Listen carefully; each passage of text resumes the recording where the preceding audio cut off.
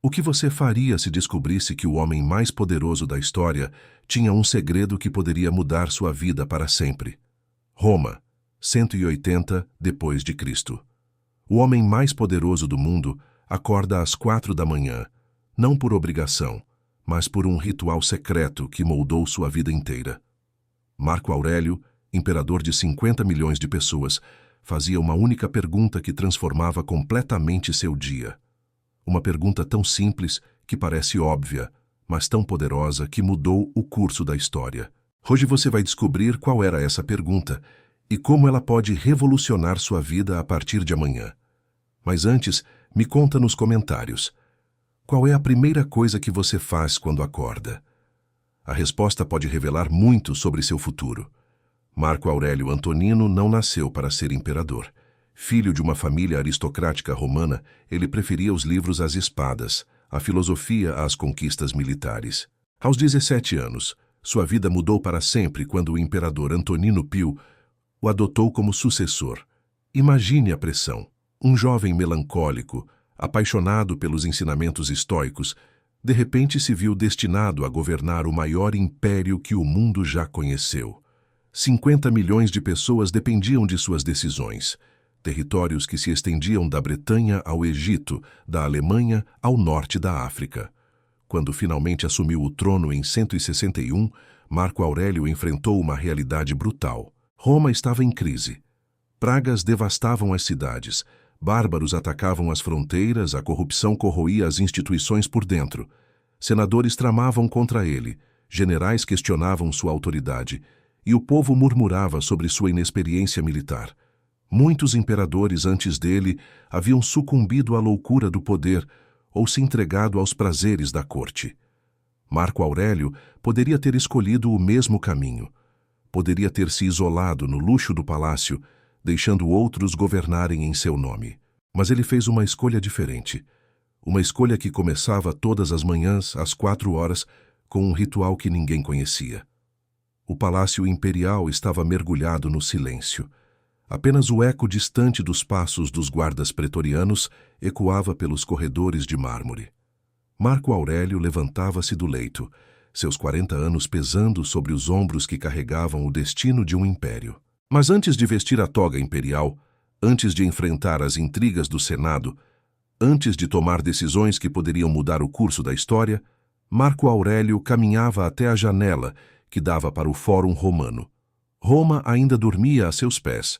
As ruas estavam vazias, as termas fechadas, os mercados silenciosos. Era nesse momento de quietude absoluta que o imperador mais poderoso do mundo fazia algo que descobrimos apenas séculos depois, escrito em suas próprias palavras, nas Meditações.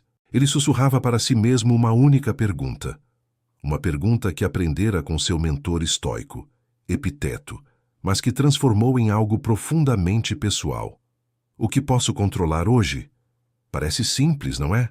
Mas para um homem que governava desde as brumas da Bretanha até as areias do Egito, essa pergunta era revolucionária.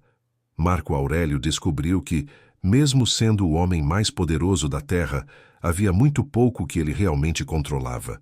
Não controlava as pragas que matavam seus súditos. Não controlava os bárbaros que invadiam suas fronteiras. Não controlava as conspirações que fermentavam no Senado.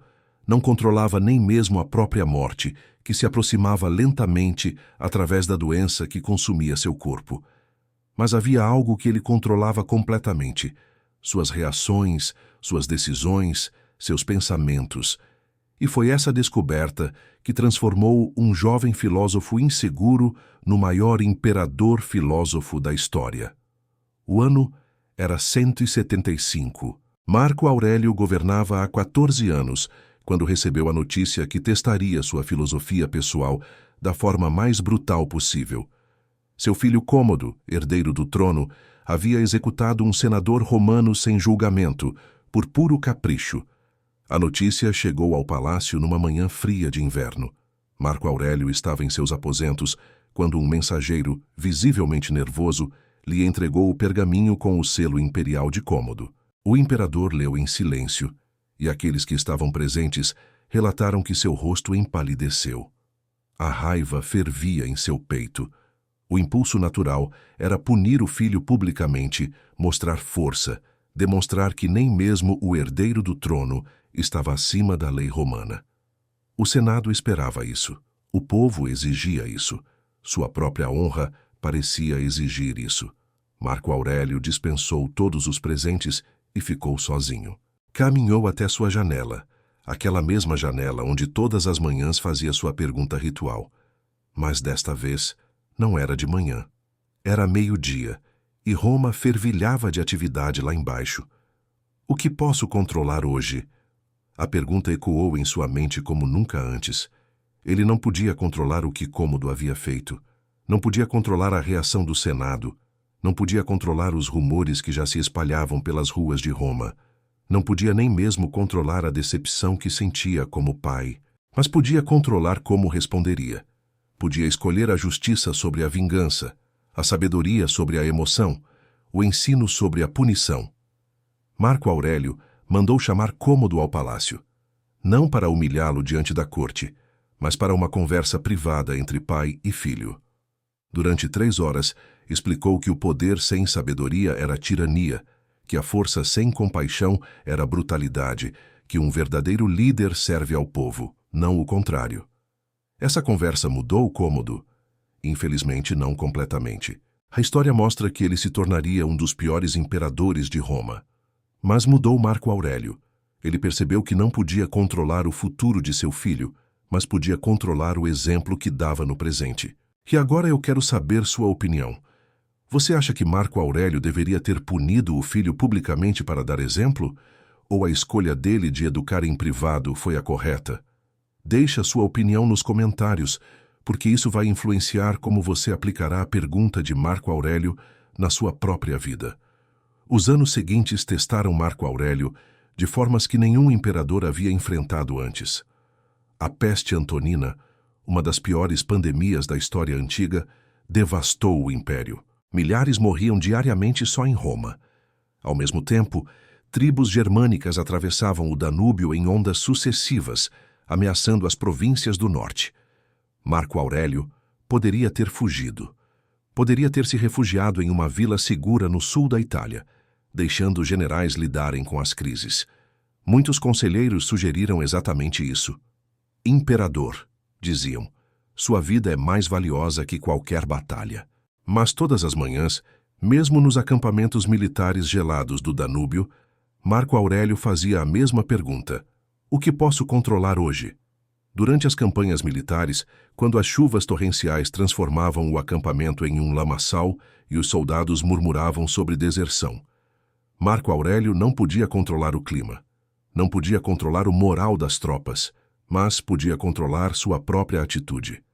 Ele escolheu sair da tenda imperial e caminhar pela lama junto com seus soldados. Escolheu compartilhar suas rações quando a comida escasseava. Escolheu dormir no chão quando as tendas não eram suficientes para todos. Os soldados notaram.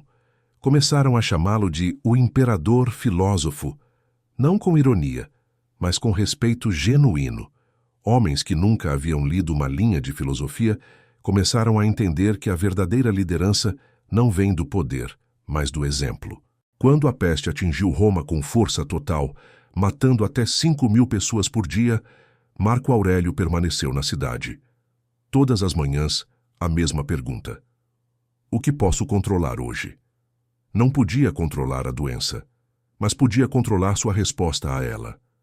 Organizou hospitais improvisados, distribuiu alimentos aos necessitados, vendeu até mesmo joias imperiais para financiar o socorro às vítimas. Médicos gregos foram trazidos de Alexandria, engenheiros construíram aquedutos para levar água limpa aos bairros pobres. O povo romano, que inicialmente o via como um intelectual fraco, começou a vê-lo como um líder verdadeiro. Não porque ele controlava a peste, mas porque controlava sua resposta a ela. Muito obrigado por ter ficado até aqui. Sei que são muitos detalhes, mas é importante você entender como Marco Aurélio aplicava sua pergunta nas situações mais extremas. E o melhor ainda está por vir, porque agora você vai descobrir como ele enfrentou o maior teste de sua vida pessoal: O maior teste da filosofia pessoal de Marco Aurélio não veio dos campos de batalha ou das crises políticas. Veio de sua própria casa, de sua própria família, de sua própria esposa. Faustina, imperatriz de Roma, era conhecida por sua beleza e inteligência, mas também era alvo de rumores constantes sobre infidelidade. Sussurros corriam pelos corredores do palácio, pelas termas públicas, pelos mercados de Roma. A imperatriz tem amantes, diziam. Marco Aurélio é um corno coroado. Para qualquer outro imperador romano, isso seria motivo para a execução imediata. A honra imperial estava em jogo. A dignidade do trono estava sendo questionada. Conselheiros pressionavam Marco Aurélio a investigar, a punir, a mostrar força. Mas numa manhã particularmente difícil, quando os rumores atingiram seu auge, Marco Aurélio fez sua pergunta ritual. O que posso controlar hoje? Não podia controlar os rumores. Não podia controlar o passado. Não podia nem mesmo controlar se os rumores eram verdadeiros. Mas podia controlar como reagiria. Marco Aurélio tomou uma decisão que chocou Roma. Escolheu não investigar. Escolheu não punir. Escolheu continuar tratando Faustina com dignidade e respeito. Quando ela morreu anos depois, ele a honrou publicamente, independentemente do que outros sussurravam. Essa decisão foi vista por muitos como fraqueza, mas Marco Aurélio entendeu algo que seus contemporâneos não entendiam. A verdadeira força não vem de controlar outros, mas de controlar a si mesmo.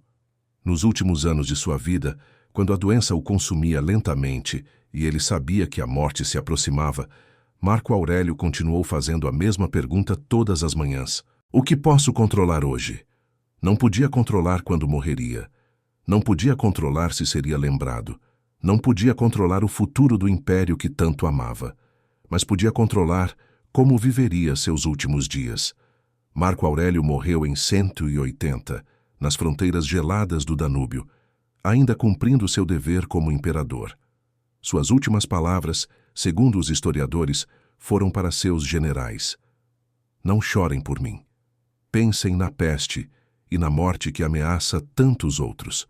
Mesmo na morte, ele controlou o que podia controlar, sua preocupação com outros em vez de autocomiseração. A pergunta de Marco Aurélio não morreu com ele. Ela sobreviveu em suas Meditações, um diário pessoal que nunca pretendeu publicar. Nessas páginas íntimas, descobrimos que o homem mais poderoso do mundo encontrou a verdadeira liberdade não no poder sobre outros, mas no poder sobre si mesmo. O que posso controlar hoje? Essa pergunta simples transformou um jovem melancólico em um dos maiores líderes da história. Transformou momentos de raiva em oportunidades de sabedoria. Transformou tragédias pessoais em lições de caráter. E hoje, quase 2000 anos depois, essa mesma pergunta pode transformar seu dia. Quando você acorda de manhã, antes de verificar o celular, antes de se preocupar com o trânsito, antes de se estressar com problemas que talvez nem aconteçam, faça a pergunta de Marco Aurélio. Você não pode controlar o que seu chefe vai dizer, mas pode controlar como vai reagir. Você não pode controlar se vai chover, mas pode controlar se vai levar um guarda-chuva. Você não pode controlar se alguém vai te amar, mas pode controlar se vai amar a si mesmo. Marco Aurélio provou que não precisamos ser imperadores para ter poder real. O poder real está em nossas mãos a cada manhã, na forma de uma pergunta simples que pode transformar qualquer dia comum em um dia extraordinário. Agora você conhece o segredo de Marco Aurélio. Mas eu quero saber, você vai ter coragem de fazer essa pergunta amanhã de manhã? Escreve nos comentários qual é a primeira coisa que você quer controlar na sua vida. E se este vídeo mudou sua perspectiva sobre controle e poder pessoal, se inscreve no canal e ativa o sininho para não perder nenhuma lição dos grandes mestres da história. No próximo vídeo, vou revelar o método secreto que Sêneca usava para nunca mais ser rejeitado por ninguém. Você não pode perder.